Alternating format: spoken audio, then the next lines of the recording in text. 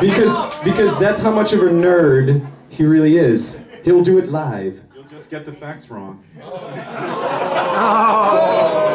Well, thanks, Alex, for the great introduction, even though it was kind of cut short by my egotism.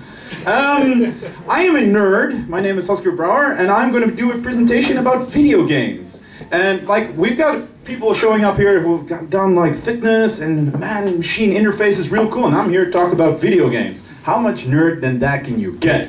And it's not even just video games, it's really specific. It's action games. Can you just imagine how cool that sounds? So we even call it crazy games when we're among friends. Apparently I am #1. I am one of the best. I have been called the best in some sort of game, or the insanely good player, or the really good guy, or the nice guy, and in all honesty, who cares? It's not that important. I don't really care. I think it's just really fun. And this presentation isn't really going to be about that. It's going to be about the community around it, about the people that make people like me invest so much time in a video game that's enough time to fill a complete study in. Like, I could have gotten a job, get married, and have kids in the time that I spent into one little game.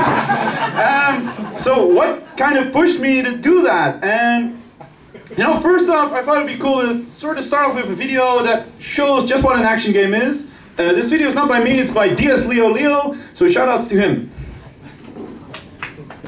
Video time. Please.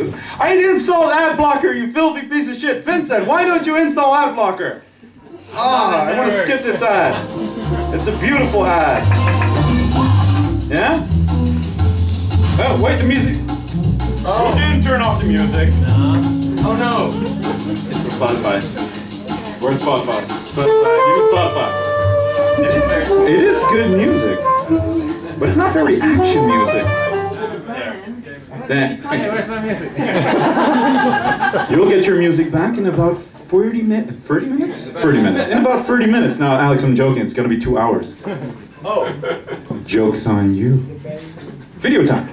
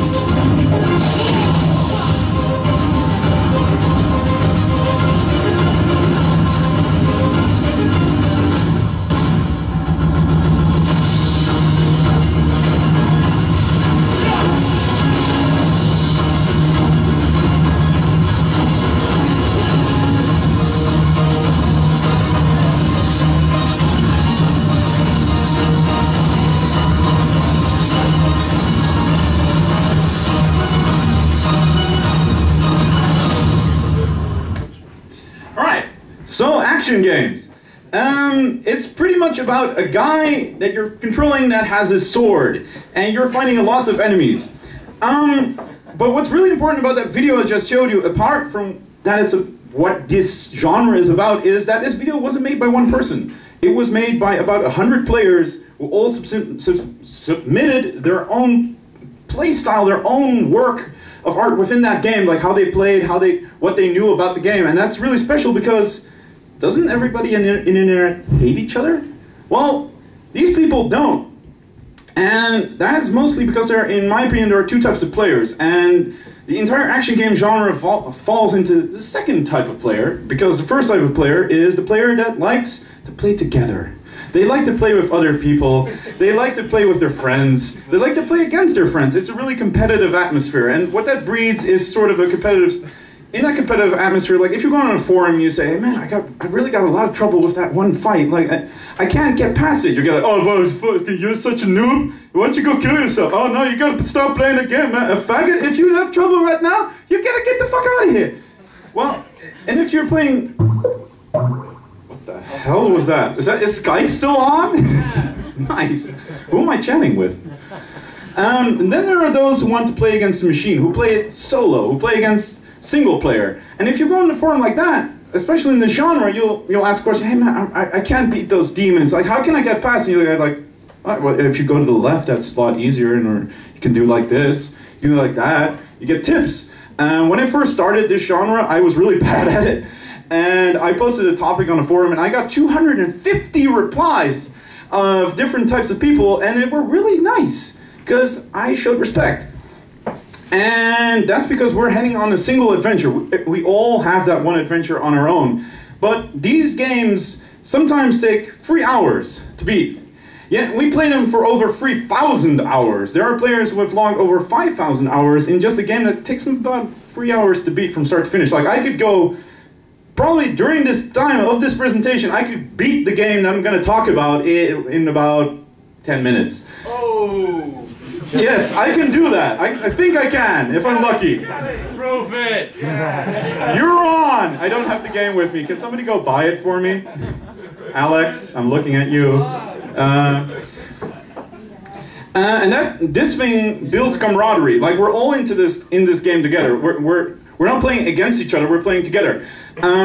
Because these games are pretty damn difficult. They're a man-made puzzle. Like, the designers built these games from the ground up to be difficult and to challenge us players into thinking outside the box. Like, they'll give us engagements, new combat scenarios that we have to figure out. You can't just mash a button and get through these games. You have to actually know, like, what's going on. And I just like this picture. The genre is built around this. He's a nice developer. He doesn't make action games. I don't know why I put him in, but I suddenly felt like he has to be in here. I mean, just look at him. Isn't that like every gamer out there? They don't care. Because, well, like I said, these games are quite insane. And I'm actually going to show you some of this insanity. This is a video by Miduki Ashino. Miduki Ashino is a really good Ninja Gaiden player, which is a sort of ninja-like game. It's kind of in the name. Gaiden being a spin-off, I think, for Japanese. I don't know. It's a really cool video, and I'm going to illustrate with this. Try and keep in mind what I just said, and try and remember what you see in this video. It's going to be really complex, and you're probably not going to understand anything that's going on, except that it looks really cool and bloody. But I'm going to use it afterwards to explain some other stuff. More blood. More. I can barely see anything.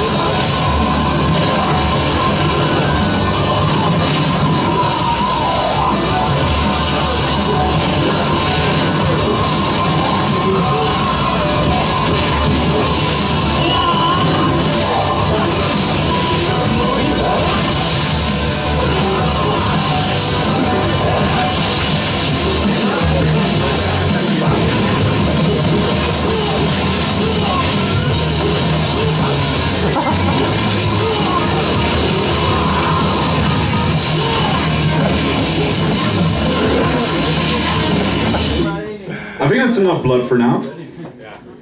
Next slide. Alright, so we just saw, you probably were thinking like, alright, this guy's holding like his control and going like this.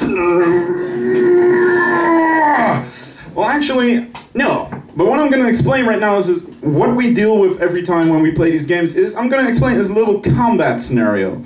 Because this is how the games are designed. This is Ryu, he's a ninja. But you can tell because he's holding a pole arm instead of a sword. Which is one of the details of those games. You have multiple weapons, multiple options. These are Bast Fiends. They are cat-like demons. And I actually thought I had 2 hands available for this, so I'm going to grab this little thing here. Please, don't destroy any of the cables. Oh god, I did not see that cable. Give me, no. Yes. Never done this before. Like this, alright. For instance, I'm going to explain this combat scenario now. Like, these Bast Fiends, they have multiple attacks. Like, this is Ryu, this is the Bast Fiend. They're called Bast Fiends. I don't know who names these games. I call them cats. Silly Japanese. These bastions have multiple attacks. Like they have a pounce in which they jump at you. If they jump at you and they hit you and you're guarding, your guard breaks, meaning you can't do anything for a few seconds. But if they also have a multiple 4-hit combo. If they do that, you can just block that. They also have a grab. They jump at you and they grab you and they throw you on the ground, which is not fun. They can also jump around you just to fuck with you because these designers hate your guts. What else do they have? They have the pounce, triple, yeah, that's it. But that's just one cat. Like if you have one cat, you can just hold block, and if your guard breaks, you're fine because he's still recovering from that pounce.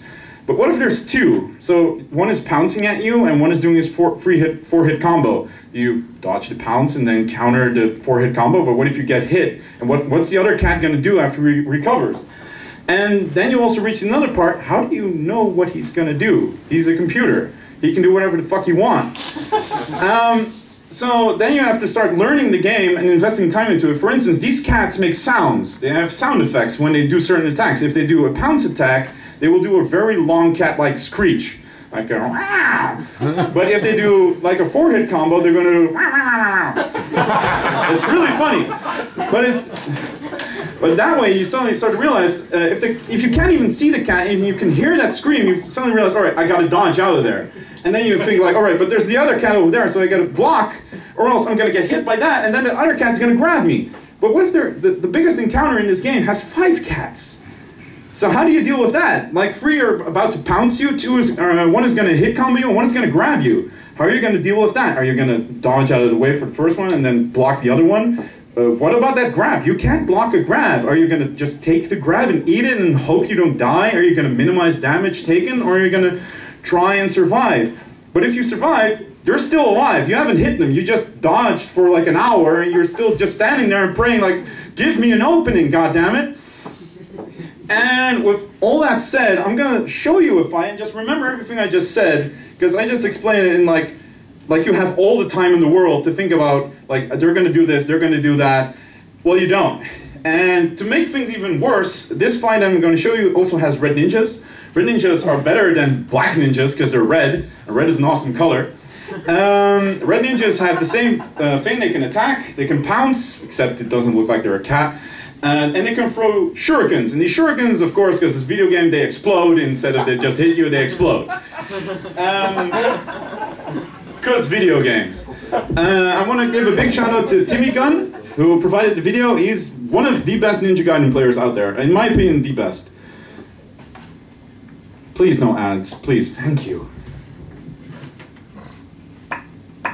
More sound.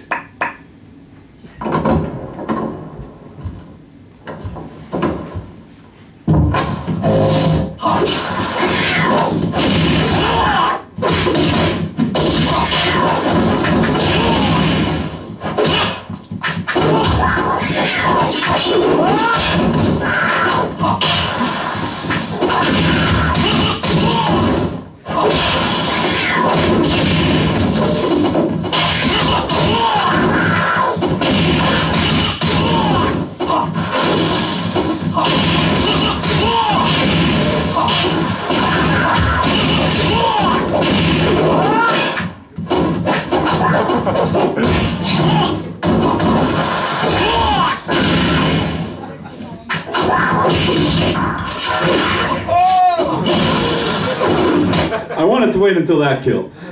He's gonna have to kill 150 of these in a row to beat the fight. That takes he has 3,000 seconds to get it done. I think you all just heard the sound effects that we're playing, like the cat screams. Those are the indicators he's using. Like somewhere in between, you see him suddenly dodge out of nowhere, and he dodges a cat pounce because he knew it was coming.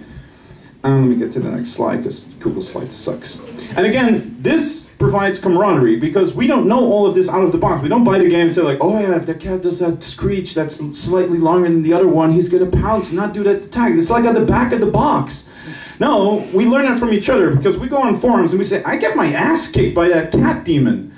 And then somebody else says, I think if he screeches, he's gonna do that. Okay, I can use that. And then when you suddenly see someone else having trouble with that as well, you suddenly remember, hey, I got helped out when I had trouble with that cat feat. I'm going to help him out. I'm going to share that knowledge.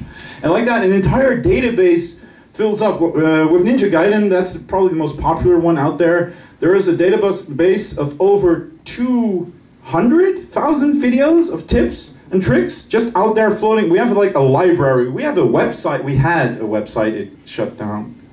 One moment of silence for Iberians. Librarians? Iberians. It shut down. I'm really sad. But due to this, because we have such a big community, eventually, after we know all this, the challenge is gone. There's nothing left. Like, you play the game and you just run straight through. And it's over. Like I said, I could probably beat the game I'm going to talk about in about 5 minutes, in about half an hour to an hour. And you're going to be like, yeah, it was fun. Let's put it away and wait for another game to release so I can learn everything all over again. But instead, we have runners. Runners are something unique in video games that don't exist anywhere else. Runners are people who specialize in a certain field inside the video game. We have speedrunners. Whoa, that thing is bright now. Speedrunners are people who specialize in beating the game as fast as possible. Everybody here, at least a lot of people, probably sometime in their life played Super Mario Brothers. I'm pretty sure they did.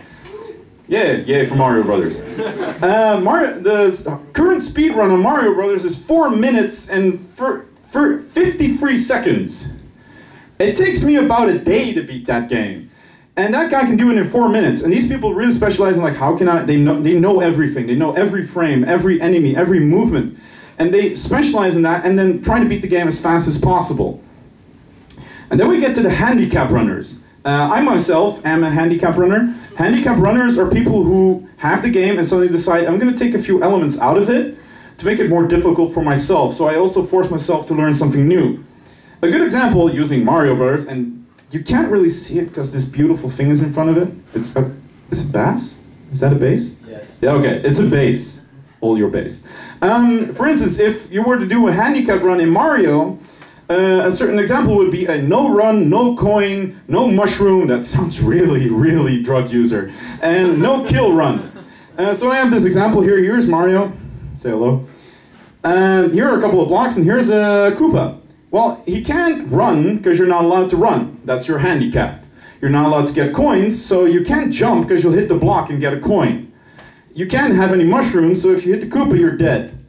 And you can't kill the Koopa because you're not allowed to kill any enemies. So how do you get past this? Do you time the jump perfectly to get over him, but you might hit him? Do you get back up? Do you try to avoid to get in this situation altogether? And that's how a handicap run suddenly forces you to think differently of situations that normally I'd be like, oh, I got a mushroom, I'm just going to kill that fucking toad. And now suddenly you can't. You have to think outside the box. And by this, suddenly community gods get born. The community gods are people who are ridiculously good at these games. Who play these games, like I said, for 3,000 hours, enough time to literally start a company. Alex, you shouldn't have started a company. You should just play video games, man. Just play video games. And these community gods, yeah, I looked up to them because when I joined this genre, I sucked so bad. Like I said, I needed a topic of 250 replies just to get through one of these games on its lowest difficulty setting. So I was pretty bad at them. And I also joined too late. All these games were already out. I could add nothing to the community. Every time I was like, oh man, I found this really cool technique. Yeah, we figured it out like 4 years ago. Like, it's cool that you find it out yourself, but we have like this library of games. But I still joined the community and I just hung out with them, and I still had the knowledge that was already there. So if there were new people, I started to help them out as well. I started to be like this nice little tough guy who's got a cigar, and I was like, yeah, I know this. Not because I figured it out myself, but I know this. So yeah, I was never one of the greats, or even close to them, and anybody here who's ever played action games will know that this image is really funny. So I hope someone on the internet is enjoying the fact that I really specially selected this image to be placed here. You are special. But now we come to the question, why am I actually here? Because everybody can join a community and suddenly start talking about all those other people, but I do have to talk about myself at some point, even though I kind of don't like to do that. Yeah, right. That is indeed a lie. The next complete presentation is going to be my face plastered on everything. Then came Metal Gear Rising Revengeance, because try saying that 10 times fast. I actually looked it up, it's a word. Revengeance means revenge with a vengeance. I think that's a really cool explanation. I did not figure that out one out by myself. Now, I could just tell you what that game's about, but of course, I'm going to show you a video about how this game works and what it's like. This is the first fight in the game. Like, you got a really small one, but we don't care about that one. This is the first fight in the game, and try to remember the previous videos I've shown, because it goes to show just how batshit insane and over the top it is. Props to Sour, one of the best Bayonetta players, which I will not talk about because I'm not very good at that game, and I only like to talk about myself. What? They had a medal here? Here? Right. Signal that you have killed them. Use voice mode to damage his armor.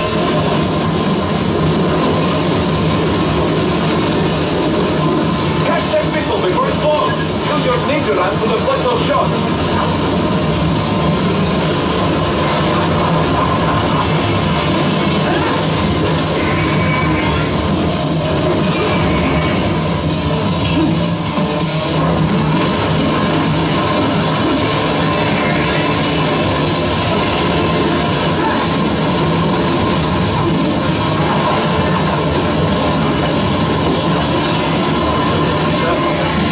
They swapped out the hydraulic cutter for a plasma cannon.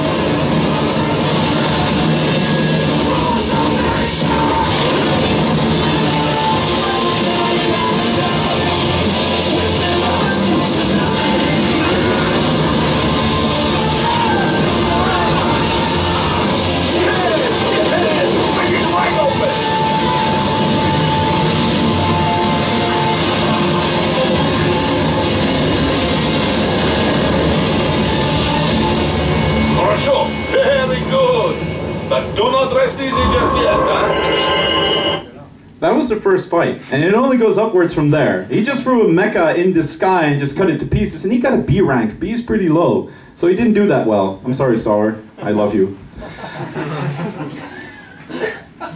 So this was my first action launch game. The first game that I actually joined the day it got out. I remember I was doing my exams for the High Arts Academy in Utrecht, and on Friday the game came in, and my friend was at my place, and we were playing some other games, and suddenly I said, all right, it's nice that you're here, but I'm going to play this game. You can sit next to me, that's okay. But I'm going to play this game. And then I played it for about 4 hours. I don't know how that guy survived, just sitting next to you with a beer in his hands like, yeah, this is really cool, dude. And this was my smile back then. I was like, yeah, yeah.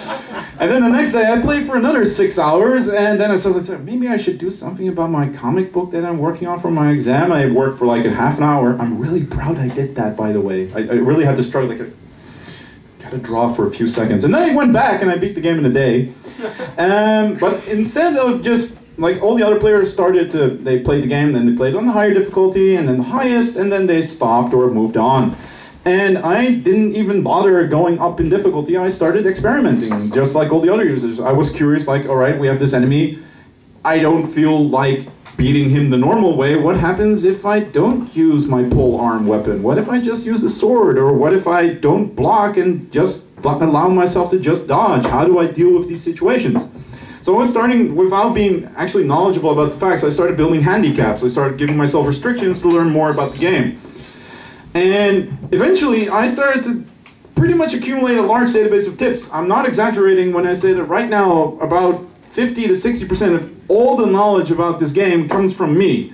If you're using a tactic, there's a good chance it came from my hand. But that's still the beauty of it. Even I can still learn from other players. Because sometimes a player comes online and he has a tip, or somebody else asks for advice, and then some guy who just played the game once comes in and says, like, yeah, why don't you just run to the right? And I'm like, why didn't I think of that? That's brilliant! Right is always the perfect choice. So you can always learn from other people, even though you've invested thousands of hours, and that's the beauty about these games. Now comes the part for everybody who hates people who brag about themselves. This is the part where you have to get out of here, because now I'm going to go full brag mode. Is everybody ready? Yeah, okay. Yes. Brag mode. These are all the ability. Oh. Can somebody like push it slightly? All right, I'm just going to explain it. These are all the abilities in the game. I tried to word them so people might understand, but I'm just going to name them all really quick. Ninja Run. Ninja Run allows you to run really fast and over obstacles. Light Attack, very fast but doesn't deal a lot of damage. Heavy Attack, deals a lot of damage but is pretty slow. But he attacks with his feet. He holds his sword in his feet. It's really cool. You can jump. Big shocker. You can dodge. You'll dodge to the side, dodge to the other side, dodge back, dodge forth. You have skills. Not in the way that where it says skills are buyable new moves, like an uppercut or a 360 spin attack that hits everything around you. You have the high frequency blade, which is your standard weapon, and you can upgrade its damage, which means you deal more damage when you hit enemies, so they die faster, and dying faster is cool, as long as it doesn't happen to you. You have energy upgrades, which means you have certain abilities which drain energy, not health, but energy, fuel, and this means that it drains slower. You can also absorb this energy by hitting enemies, so you can upgrade that. You have other swords which have different abilities. Some swords are faster, some are hit slower but deal more damage, some have special cutting capabilities. You have sub-weapons, rocket launchers, really cool. Strangely enough, don't deal as much damage as a sword though. You have a pole arm, which is a large stick. You have a sai. If anybody here ever watched Teenage Mutant Ninja Turtles, think Raphael. Like that thing. You have pincer blades. I can only explain these things like a big pair of shears, except you replace the shears with big swords. So you can cut people to pieces. Power costumes make you stronger. Blade mode cutting, you sort of saw it in the previous video. The guy can hold a sword like this and you can actually aim how you cut enemies. Blade mode cancel is way too complex. Let's just say it's really, really handy. Ripper mode, let it rip, allows you to deal more damage. Zandatsu allows you to rip out the spine from your enemy and like literally crush it in your hand, and it heals you, because video games are like that. Nano Paste is like a sort of sunscreen you rub over your shoulders and it heals you. Parry is a block. Perfect Parry is a counter block, which requires more timing. AR mode is completely useless. I'm not going to bother telling you about that. All fights. You can't really read that, can you? No. All fights means you do all fights in the game. You can skip a lot of fights. Stealth kills. You can kill enemies without being seen. New Game Plus. You can, after you've beaten the game, you can just continue on, meaning every upgrade you've earned, every weapon you've found, you can use that again from the start, which makes you stronger from the start. Increased health bar. You can make yourself more longevity, more alive. Increased fuel bar. You will have more energy. Execution. Oh, what's going on? There we go.